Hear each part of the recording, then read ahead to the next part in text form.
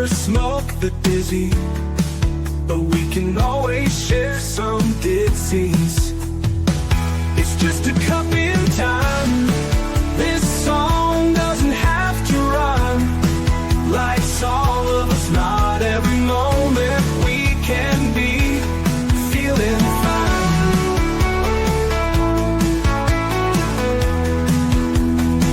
I wanna share a moment, just a second if you will, maybe even a cup of thrill. We could share this performance. It's tea time, come sit with me. Well, welcome guys. Miss Liz in the house. That's right. It is Friday. It is a special tea time because we have a rescheduled tea time because everything gets busy in life, right? And we have the incredible Marlene Sharp in the house. We're going to be talking about Pink Poodle production. We're going to be talking about animation. We're going to be talking about neurodiversity. We're going to talk about a bunch of stuff. But before we get started with all of that tonight, we're going to get everybody over to Miss Liz's Facebook, LinkedIn, TikTok, Twitter, Instagram, all of those good platforms. You guys know where they are. Give that a like, follow, and subscribe. And we're going to get these tea times out because they do make a difference, one cup of tea at a time. So let's get started with disclaimer and then a little intro into Marlene. And then we're going to get Marlene in here. And we're going to spill her tea. And her tea tonight is Pink Poodle production. That's the type of tea we're serving tonight. So get ready for the Pink Poodle. We're going to get it really out there. Disclaimer for Miss Liz's Tea Time live show. Miss Liz's Tea Time is a global platform dedicating to sharing real life stories, diverse perspectives, and meaningful conversations that inspire awareness, healing, and connection. I'm Miss Liz is going live using StreamYard. Before leaving a comment during the live broadcast, please grant StreamYard permission to display your name at StreamYard.com. Please be advised that all the content brought forward during any Tea Time show is presented in good faith. However, discussions may include opinions, beliefs, and perspectives that do not necessarily represent the views of Miss Liz or the Tea Time platform. Information shared by guests is based on their own experiences and is perceived to be accurate at the given time of airing. All guests, viewers, and participants are responsible for using their own good judgment when considering any action or decision that may relate to these discussions. Some episodes may cover sensitive topics, including but not limited to trauma, abuse, grief, mental health, and other emotionally triggering subjects. Listeners' and viewers' discretion is strongly advised. Tea Time with Miss Liz is an open discussion forum designed to offer insight, inspire awareness, and create connection. It is not a substitute for professional, medical, legal, or therapeutical advice. If you require professional support, please seek assistance from qualified professionals or trusted resources in your area. If you have any questions regarding this disclaimer or the content of this discussion, you are welcome to contact me, aka Miss Liz, directly at my email at bookingmissliz@gmail.com or visit my link tree at Miss Liz's Tea Time. By choosing to participate in, comment on, or view these live shows, you acknowledge and accept this disclaimer. Your participation is entirely voluntary. I, Miss Liz, welcomes you to join the conversation with an open heart, and if at any time you feel this platform is not right for you, I respect your decision and wishes and welcome you back whenever you are ready. Tea Time with Miss Liz is serving truth and awareness one cup at a time. Well, I want to welcome everybody back to Tea Time, where creativity meets conversation and storytelling becomes a bridge to understanding. Tonight, we welcome a woman whose work lives at the intersection of imagination, advocacy, and representation. Please join me in welcoming Marlene Sharp, CEO of the Pink Poodle Productions, award-winning producer, writer, and creativity executive behind beloved franchises like Sonic the Hedgehog and My Life as a Teenage Robot. Marlene is not just a force in animation, she is a champion for neurodivergent voices, inclusive storytelling, and building worlds where everyone belongs.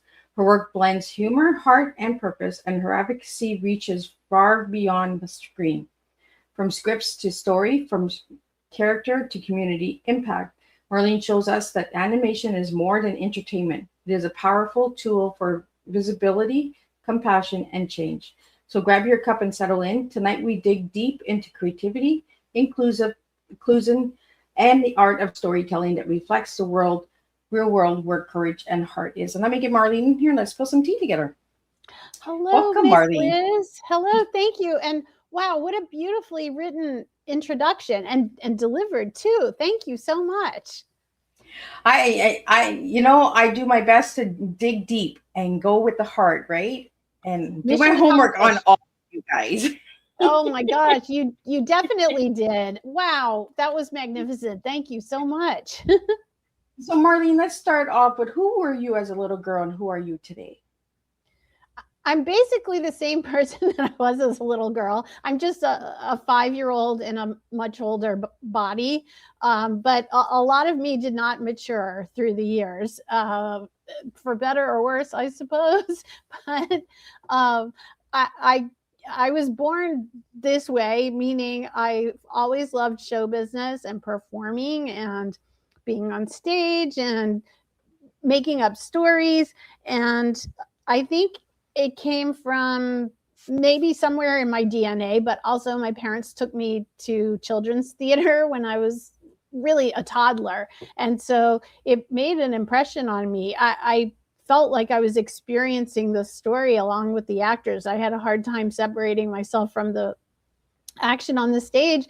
And then once I was done with being freaked out, I wanted to participate. I wanted to be part of the imaginary world. So that's how I remember being my whole life. And my parents have cassette tapes of me saying, you be in the audience, only I'm on the stage. And that's kind of the way I've lived my life ever since then. So Marlene, how old were you when you got into this field? I tried when I was 2 or 3 years old, as long as I was old. Well, when I was old enough to realize, I asked my parents. I love to watch TV, love to go to the theater, and I asked my parents a lot of questions about it. And so when I grasped the concept that show business was not really centered in New Orleans, where I grew up, and that it was elsewhere, it was in another place, you had to get on an airplane, go somewhere far away to actually go to Sesame Street or some such. I wanted to do that. And when I was old enough to read and go to the library, whether at school or if my mom took me to the library for fun when I was a kid, I would check out books on how to get your kid into show business and how to get an agent and this, that, and the other. And my parents were just baffled because what they thought was just a harmless pastime, giving me some culture and things like that, and giving me experience with the world. I really took it to heart. It's not like we had any other show business types in our family, or we did, but they hadn't really shown themselves at that point. So I wanted to do it, and my parents said no. And I pursued it as much as I could just through school extracurriculars and things like that. And then when I was in college, I went to college in New Orleans, at Loyola University, New Orleans, and I majored in drama communications, and I got an agent at that point. So there was a maturing of the entertainment business in New Orleans at that time. There was more location shooting happening, and the local incentives for filming had come into being. And so there were more things shooting in New Orleans. So I registered with, there was the Department of Employment or something like that. You could register with like the city office of employment, and you would get called to be an extra sometimes on various films. So I did that, and then I got an agent. There were a handful of agencies in town at that time, and so I would go on auditions and so forth. And then never really booked anything in New Orleans because I'm like the worst representative of the city ever for a variety of reasons. I don't really fit the mold of what they're looking for when they're casting there. And I'm not like in love with the city. I actually couldn't wait to leave. So anyway, didn't have much success in New Orleans. But then after I graduated from Loyola, I went to San Diego State for graduate school. I got an MFA in musical theater, and then started working professionally after I graduated, more or less. I I was working my very first job out of grad school. I was working as an agent assistant. Excuse me, an agent assistant, and the agency where I was working, because the pay was so incredibly low, they gave me this perk, which was I could be represented as an actor by the agency, and I could submit myself for consideration for various things.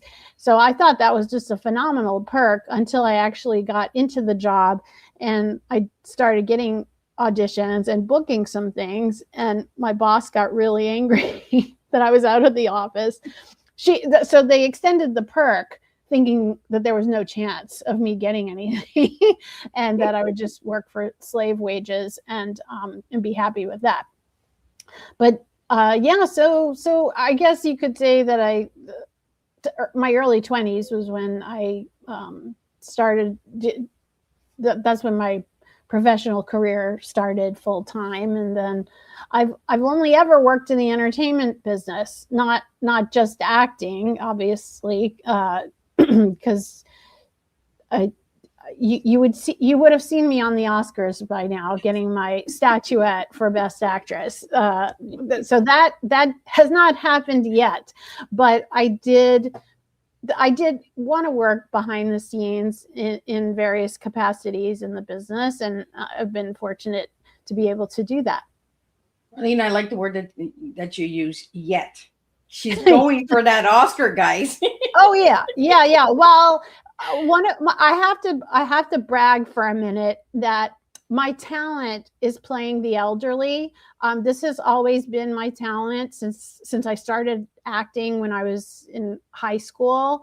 I was always cast as the grandmother, the token old lady, and there's not a ton of roles for younger people to play older like that because there are enough real older people to fill those roles.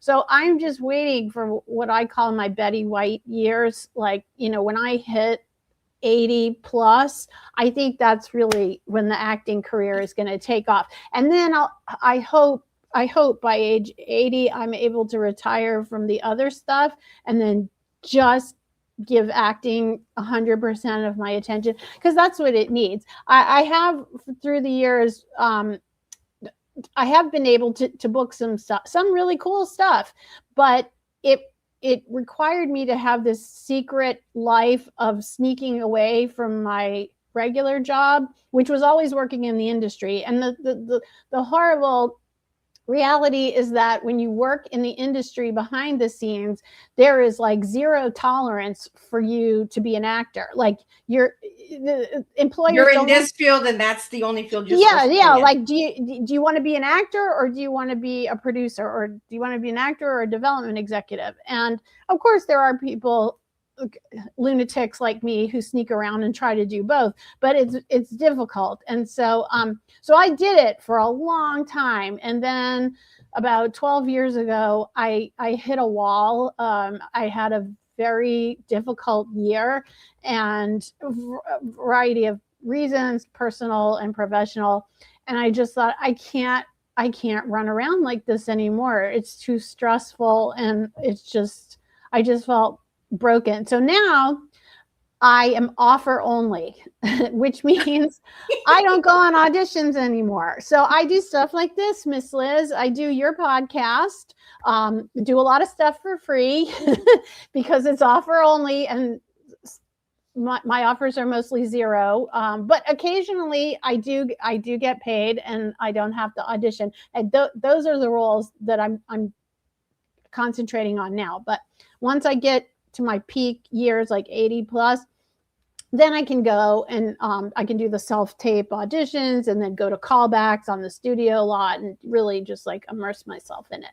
But while I'm here, I should say all that belly aching, put that aside, because I do have a wonderful thing to boost today, to brag about.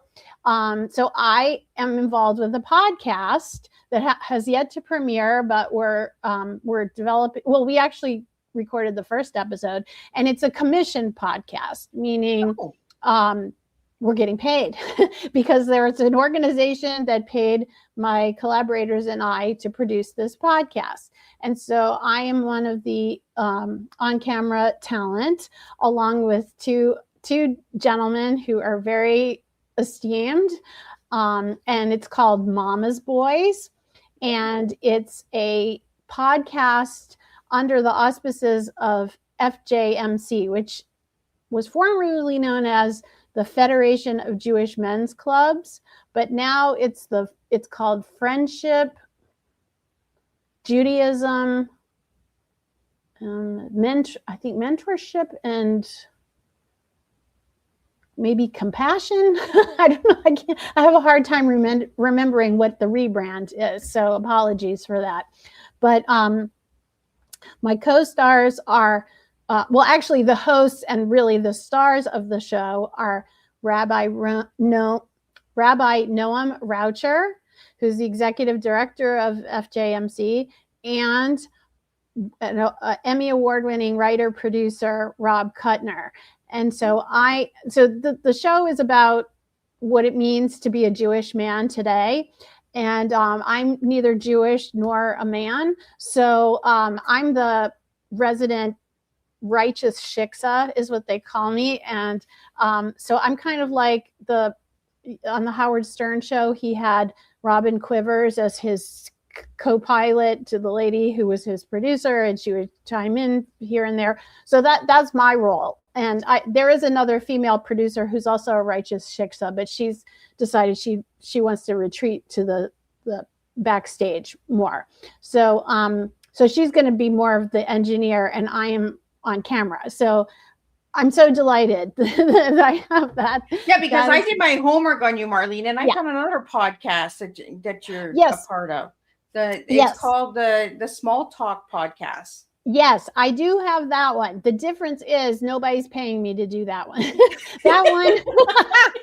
So it makes a huge difference as to how enthusiastic I'm kidding, because it is a wonderful opportunity. And my co-host on Small Talk is Chris Pomey, and he takes on so much responsibility as far as engineering and editing, which is not really my forte. I can do those things, but kicking and screaming, and he does them with joy and flair.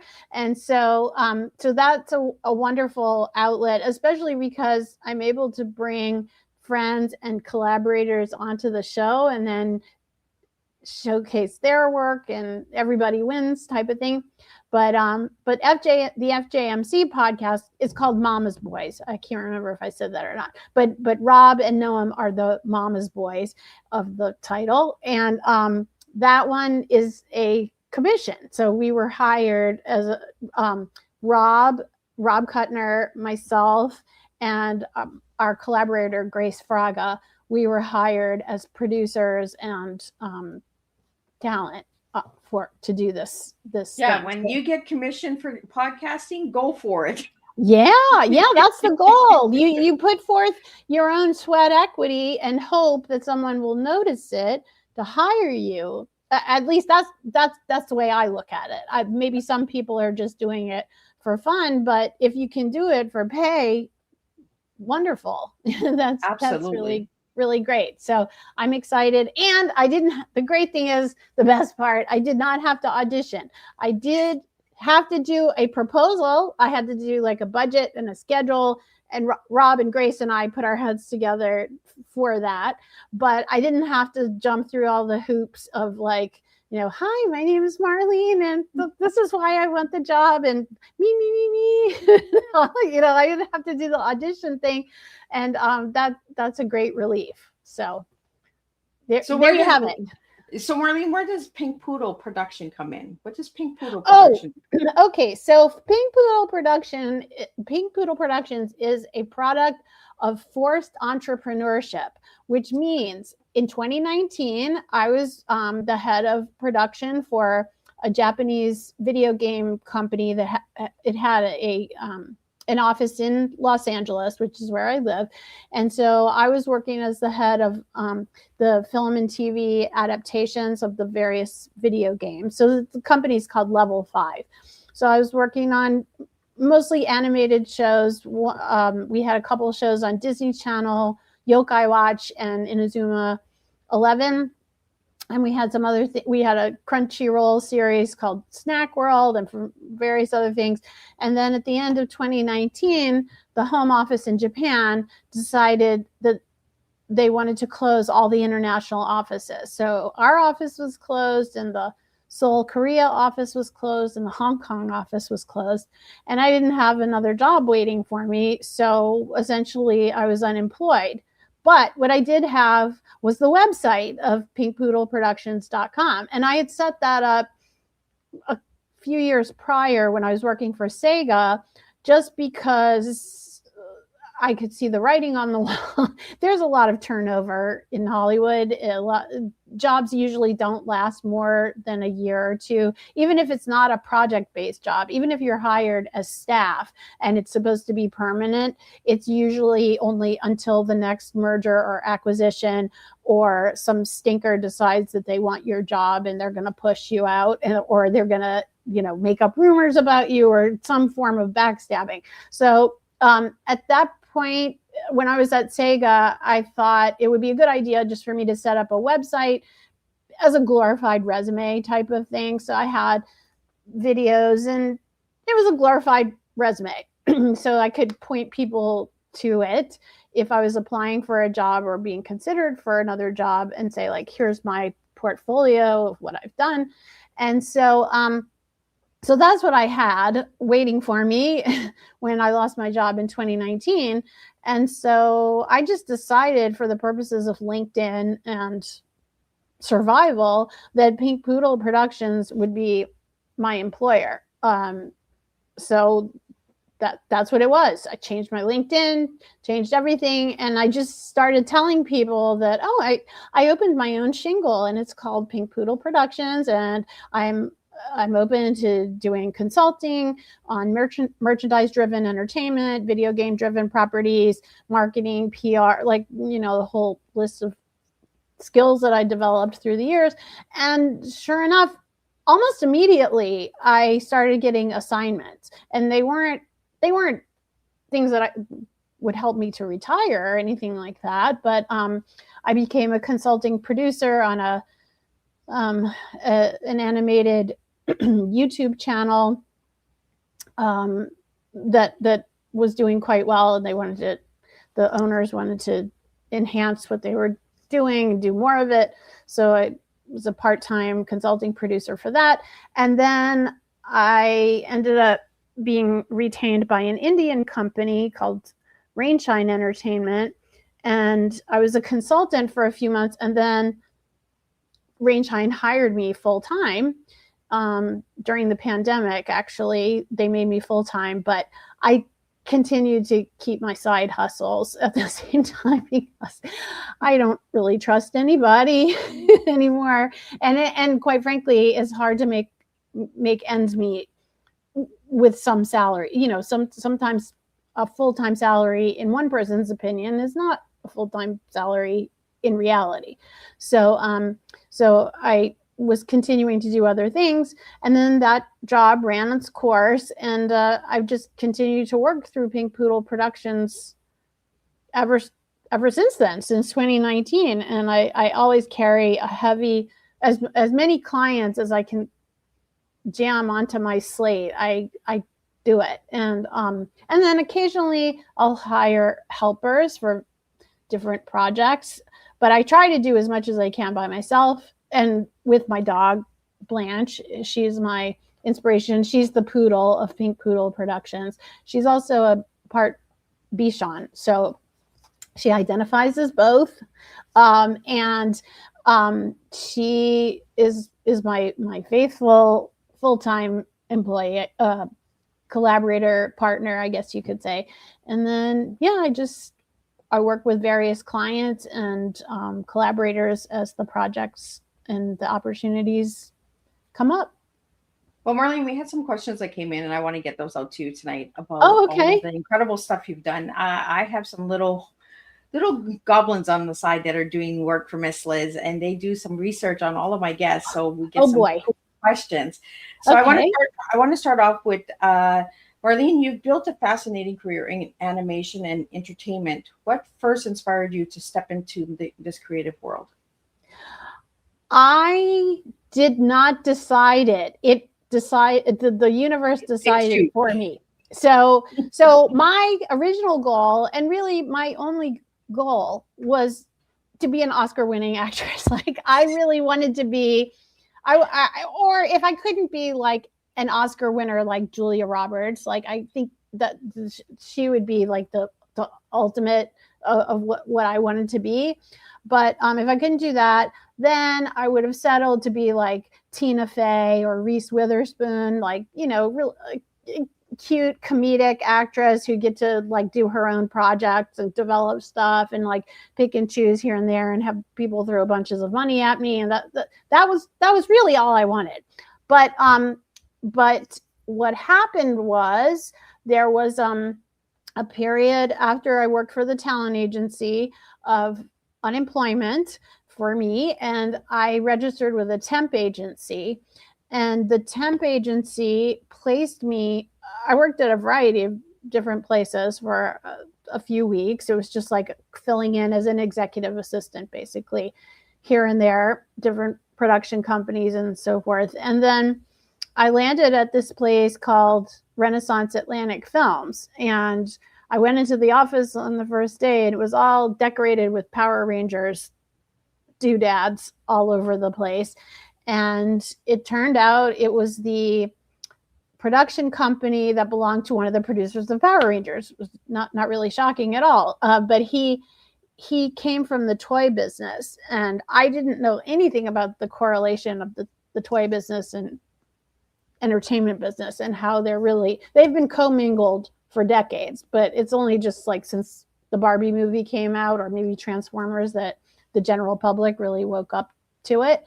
But anyway, my boss, Frank Ward, at the time, he had been instrumental in taking Power Rangers from Japan and exporting it to the rest of the world. And but he came from the toy business, and so every production that he worked on, he was really looking at it through the lens of selling merchandise. Hence, you probably heard me say merchandise-driven entertainment, and that mainly is toy-driven entertainment. So TV and film and such that is meant to sell stuff, mostly to little kids or the families, the parents, and then for the little kids. So I went to work in his office as a temp, and then he had an opening for an assistant, a full-time assistant. So after 2 weeks, he offered me the job of the full-time assistant, and there was only one other person working in the office, and she was the director of development, and then him. So it was like three of us in this office, and then so I became the assistant, and we did a lot of pilots for shows that most of them never happened. We would do things, a lot of I guess you could call it service work for Bandai Japan. Bandai was the toy company behind Power Rangers at the time, and Bandai would send us footage of toy-driven TV series from Japan and things that they were making the toys for, and they'd say, what can you do with this in markets outside of Japan? So we would have to try to westernize these properties, and usually we'd make these pilots that would then be shown at New York Toy Fair to try to get licensees or other strategic partners behind it, so that we could build this ecosystem that would sell not just toys, but all kinds of merchandise. But it takes a lot of misses before you get another Power Rangers. So it seemed like we were forever making pilots for things that never happened, or we'd make the pilot and it would only ever be shown in people's conference rooms or at a trade show or something. And then, we would move on to the next thing. But I ended up working there for 5 years, and I've never really quit that business, especially working with Asian intellectual properties and westernizing them to be, and that's not to say that there's anything wrong with properties that come from Japan or Korea or any of these other countries. It's just that there's different standards and practices for children's television. So I mostly work in kids media, and it's very strict, especially for like your Disney channels and things like that, to put a show on and call it a children's show. There are stricter rules about kids content, and a lot of and stricter rules depending on which country you've got a deal in. So like the laws in France are different from the US, from the UK, from Japan, Korea. So the Asian countries tend to be more lenient in what passes for kids and family entertainment. They're okay with more violence and more mature situations, nudity, cartoon nudity, a variety of things. And if you want to try to get a global placement of your show and then the toys, you have to tone that down. So oftentimes it requires producers to pull apart the whole property and re-edit the footage, retell the story. I mean, it's more than just dubbing. I think the general public sees dubs that happen. You can watch something that's dubbed or subtitled on Netflix or what have you, and if you're not privy to the process, you might think like, oh, it's just easy, translation, slap those subtitles, or do the actors just jump in there, do a quick dub, and that's the end of it. No, it could take years to reversion a property, because you have to get approvals from whoever owns the intellectual property, and in certain countries, the creator of the property has rights to reject or accept the creative choices that are made. And if you've got somebody who's very proud of their work and they don't like the adaptations, they'll reject, and then you just have to keep going with it. So so that's the world that I entered a long time ago, and I've never really left completely. I've worked with properties from all different countries, and even some grown-up stuff too. When I was working for Rainshine, I worked on a lot of podcasts, commissioned podcasts, or things that we wanted to pitch as commissions. The company that I was working for was very accomplished in the world of podcasting, especially in India.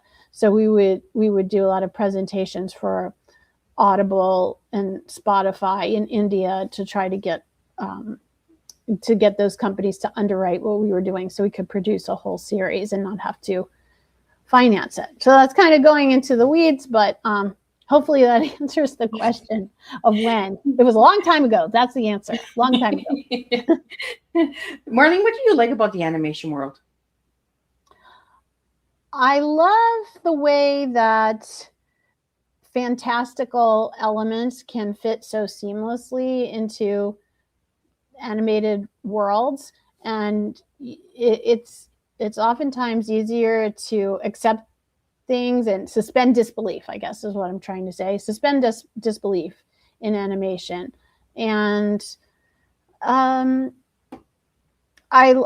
like voice acting. I have worked as a voice actor myself, and I think that's a lot of fun. I like on-camera acting too, and that's also fun. But and I like also that animation appeals to family audiences and kids, and I like that form of storytelling. I mean, I am a grown-up and I like a good true crime story. I mean, I am quite obsessed with true crime, actually. But then there is that other side of me that loves whimsical and toy-based. I'm a toy collector, lifelong Barbie collector, played with toys, still play with toys and collect toys. I love to set up my Barbies and my doll houses and like manipulate the furniture and stuff like that. And I feel like animation is a chance to do that, especially when you're working as a producer. It's like you can manipulate elements and create these perfect little worlds, and work with all kinds of characters that I would want to wear on a shirt or a bag or have the stuffed animals or the action figures or something like that. So yeah, I guess it's just another tool for storytelling, and you can tell different kinds of stories with animation. So with the animation world, do you get into doing any of the designs, or you're just producing all of the animation, Marley? So I've done a lot of different things in animation, but I'm not the person who will draw the pictures. That's not me. Although I do a lot of like I'll do social media content for clients, and I have like a whole suite of apps on my phone where I can like DIY and AI some quickie stuff. But if I'm working on a big property like Sonic Boom, for instance, so I was a producer on the second season of Sonic Boom. I also worked on Pink Panther and Pals and A Very Pink Christmas and Postman Pat the movie, and those are all animated properties where I was mostly doing creative development, which is usually the period of time before something goes into production. So like pre-production, there's creative development and then there's pre-production. So it's like preparing the designs and like hiring the people to do that stuff. So I function more as like a creative executive or a producer. So I'm like putting crews together. So I could put a crew together for different kinds of animated projects. And I could estimate the amount of time that it would take to do something, and put together budgets and schedules. And then also I am a writer. I'm usually not the person writing a whole script by myself. I'm usually fixing other people's work and doing stuff, also like pitch documents. If there's a company that wants to try to get stakeholders to invest, or distributors or networks or studios involved with the project, I'll be the person to put together the pitch materials. So like a story Bible or even a brand deck, because if it's merchandise driven, then whoever the stakeholders are, they're going to want to know the success of the brand beforehand, because they want to know that they will earn back the money of their investment. So yeah, and I also do a lot of PR and marketing. And those lines are blurred, especially in merchandise driven entertainment. So like when I was at Sega, for instance, we had a third party publicist who was responsible for getting press coverage in various different publications. But sometimes we'd have an activation that was going to happen. We were going to do something maybe at San Diego Comic-Con or E3 at the time that I worked there. E3 was still around, and we commissioned some kind of a press release, and we'd get the draft, and it wouldn't be right for whatever reason. And so I was quick with it, with just like, here, let me redo it, and that's kind of how I functioned in a lot of respects. Like I'll do that with scripts or story Bibles or premises. I'm like the resident person, the resident fixer, I guess you could say. I'm not going to go in there and fix the art, but I could probably recommend people who could do the art. But then when it comes to the writing, the story stuff, and also like the PR spin, that's where I can come in and jump in and, sprinkle some fairy dust and smoke and mirrors, and here it is now. It's fixed. So Marlene, I want to get into the neurodiversity and inclusion. in the fields that you're working, what challenges do you still see in today's market? There is still a lot of stigma about people who are on the autism spectrum as far as what they can and can't do, especially in terms of employment. But I think it's kind of human nature just to label and stereotype people, whether you're neurodivergent or neurotypical. It's an unfortunate byproduct, I suppose, of just being a human being, just to put people in categories and boxes. So, but with autism, it's so specific to the individuals who receive the diagnosis. And also, there are a lot of people who are on the spectrum who are not diagnosed. And especially people of my generation and previous generations prior to me. And so there really shouldn't be any stigma, because I guess most everybody's a little bit on. That's why it's a spectrum. There's two extremes, and then there's everything else in the middle. But there still is, and I think it's based on fear and ignorance, just not knowing what to expect. So yeah, it's that perception.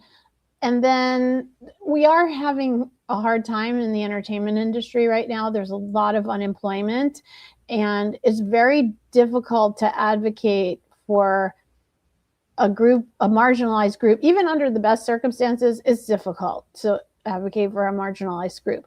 But when people who are seemingly just average folks who shouldn't have any stigmas, or they should have no problem getting a job, and then they're having problems, it's very hard to. It makes it even harder, it seems, to come in and try to shake things up in any way.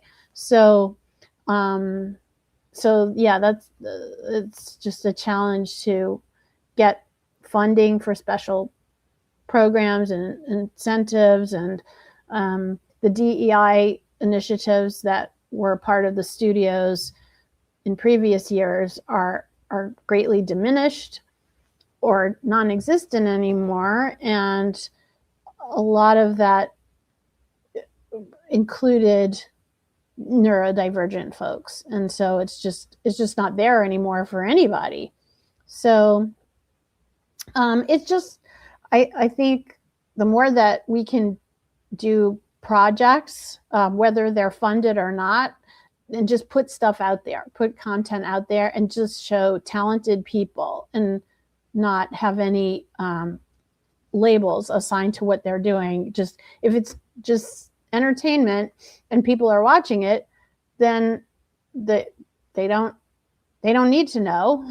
They don't need to know everything that's going on in the personal life of the person who is acting or performing. They're just having a good time. So those are the kinds of projects that I like to work on, not the ones that are preachy about like how you should love everybody and stuff like that. And there's a time and a place for that, but my preference is just to lead by example, I guess. Yeah. And that's why I like having guests like you on the table, at this tea time table, because we get real facts out there. We get real information. Everyone thinks fame is easy. It's hard. It's a challenge. Like you said, that at most 1-year contracts, it's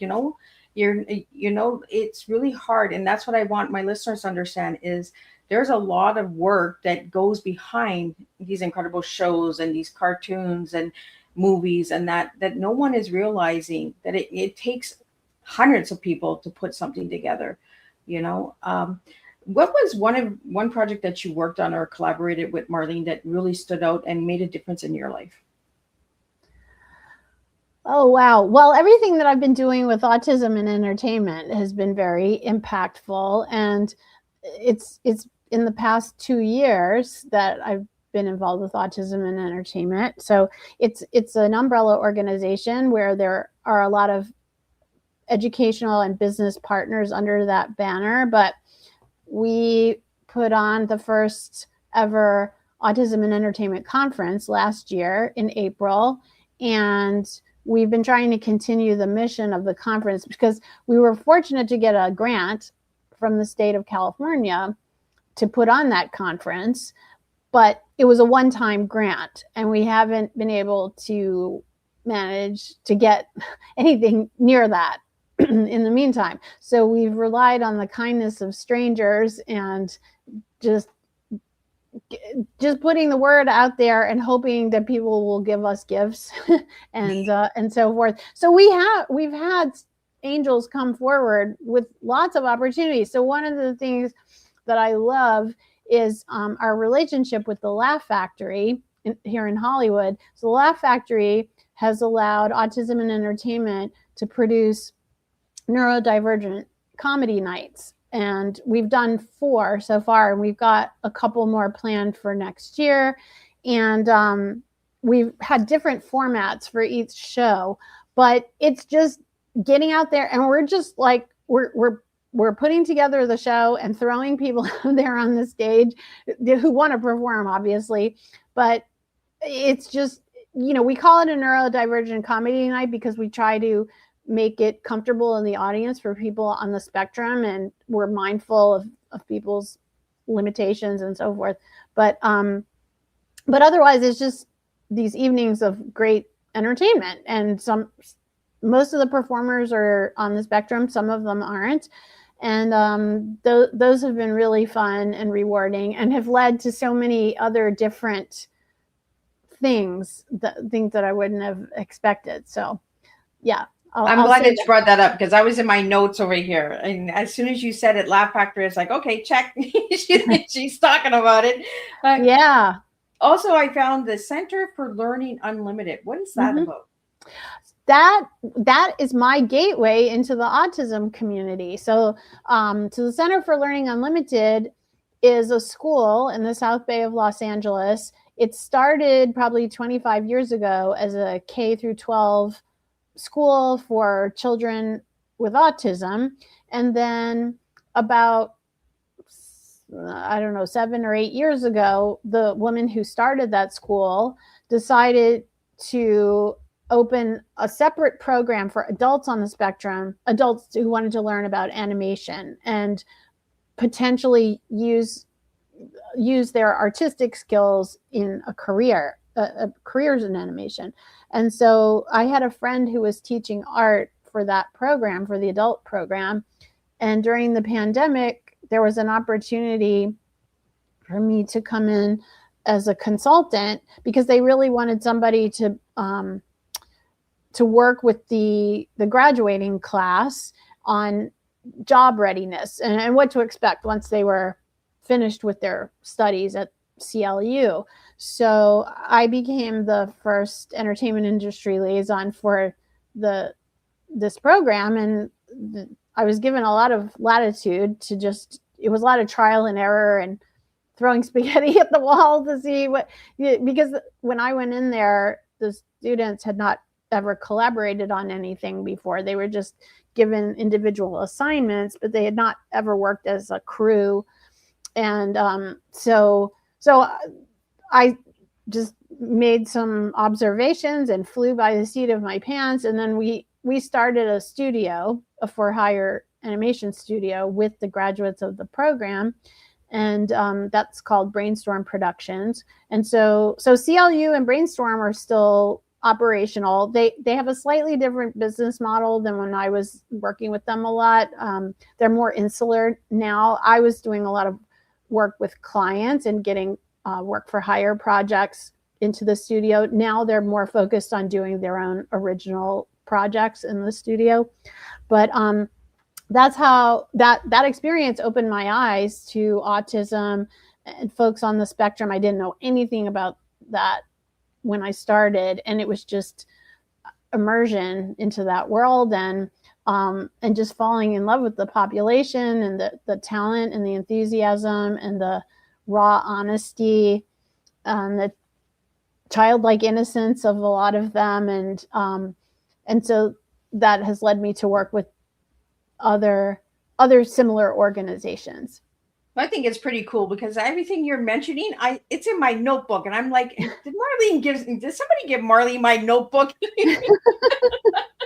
Well, it is me, so I guess it's not that crazy. So Marlene, how do you use humor and heart to break barriers in the entertainment fields and that? Like, do you go in with like a crack a knock joke or something like that? Like, Um, not knock jokes.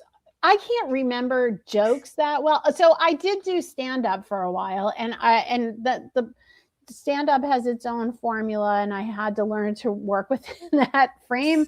But if I'm just in real life, I just kind of say stuff and try to edit myself as best as I can. But I was, like I said before, I was just born this way, and my mom and my late grandmother were the same way. Like, people just find my tragedy to be humorous and just like to, I don't know. I'm just like, I didn't want to be the funny girl. I wanted to be the glamour girl, but alas, that is not how I was born. So I got to be me.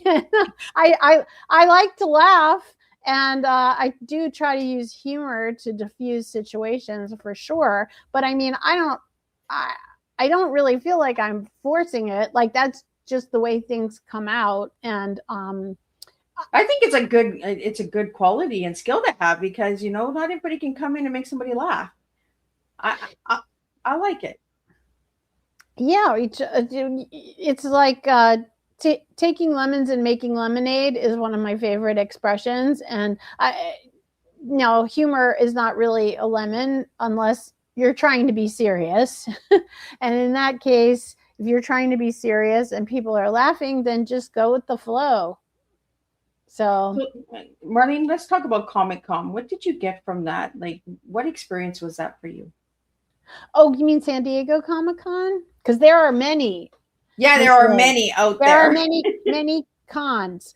But San Diego Comic Con, I would think, is the granddaddy of them all. And I have been a frequent visitor for the last 20 years, at least, maybe longer than that. And but for work, I don't really go to cons just for no reason.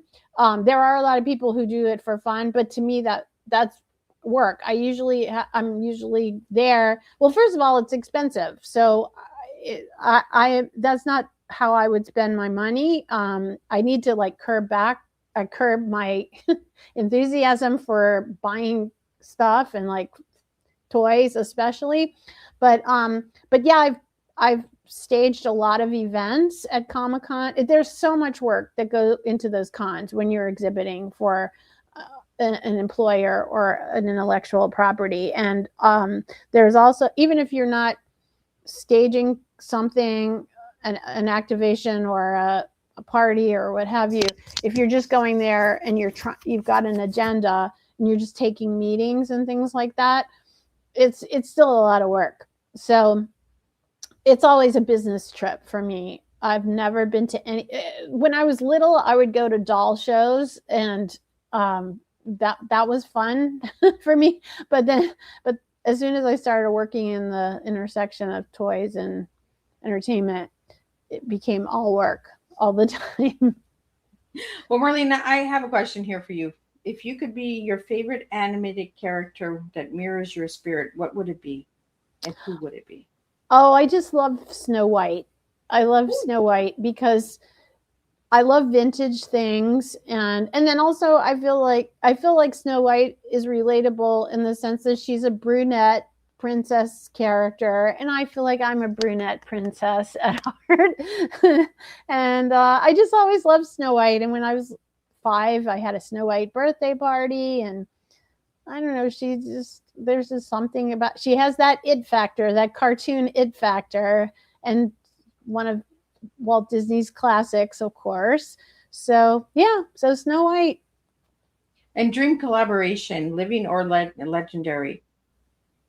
Oh, I am living my dream collaboration now. My collaborator, Rob Kuttner, he is the collaborator that I always needed and didn't know it until I met him 2 years ago. And it was it was when I was putting together the Autism and Entertainment Conference.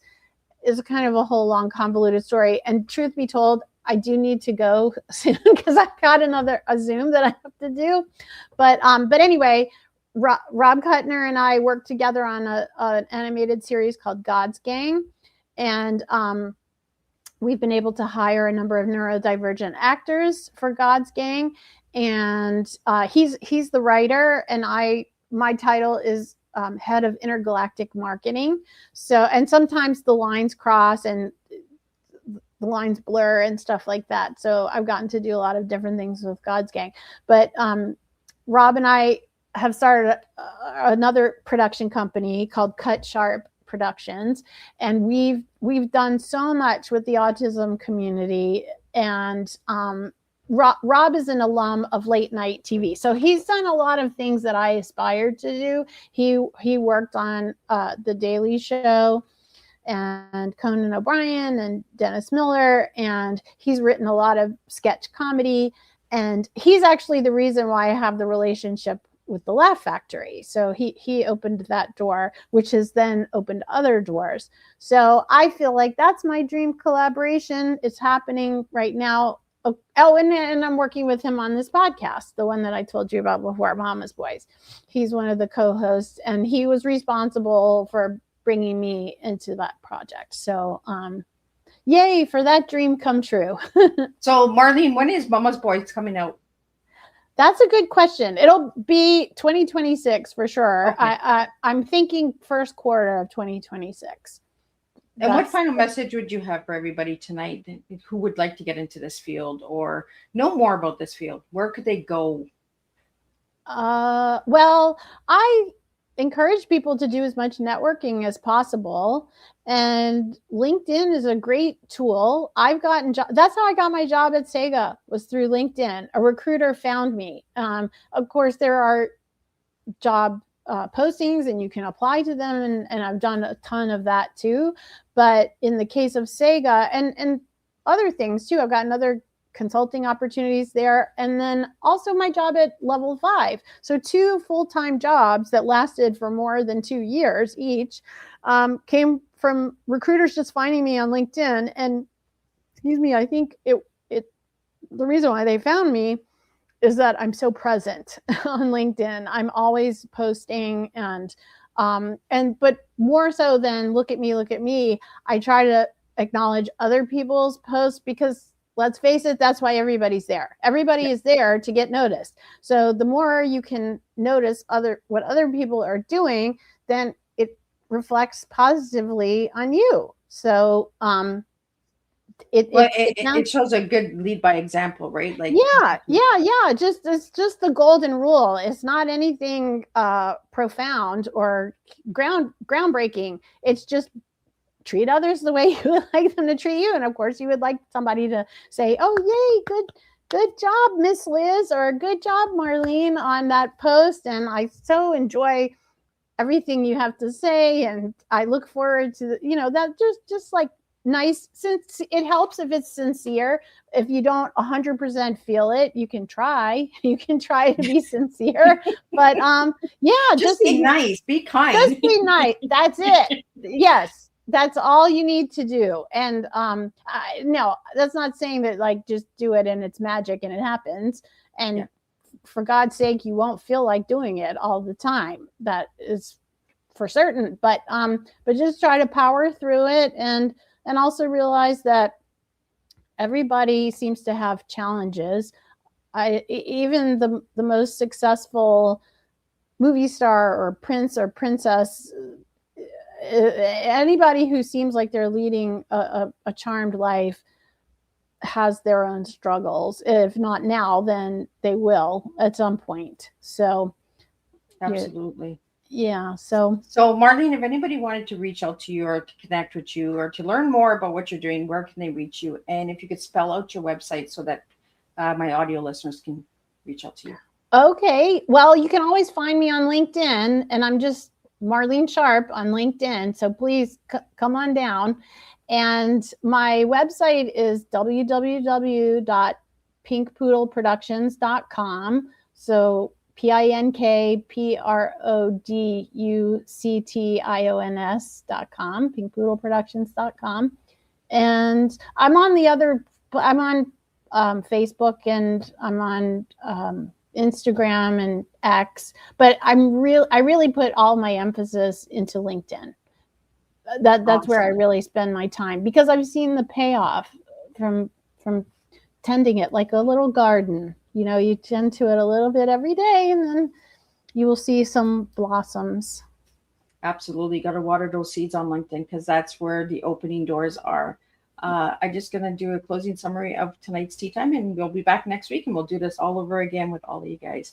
What an inspiring, uplifting tea time, Marlene. Thank you for bringing your brilliance, your humor, and your deep commitment to representation to the table. You reminded us that stories shape how we see ourselves and each other. When we create with intention, we create a world where every child, every mind, and every identity can find their place. Tonight, we learned how advocacy and creativity walks hand in hand, and how inclusion becomes a reality when people with courage lead the way. Your work proves that storytelling is not just art, it is an impact. Everyone watching, may you leave this tea time ready to amplify voices that often go unheard, to celebrate difference, and to honor the power of stories that make room for us all. Until we gather again, keep creating, keep including, and keep serving change one cup at a time. And I'll see everybody next week, same time, same place, and we'll do this all over again. Thank you, Miss Liz. That's just absolutely beautiful what you wrote. I really appreciate it. Thank you so much, dear.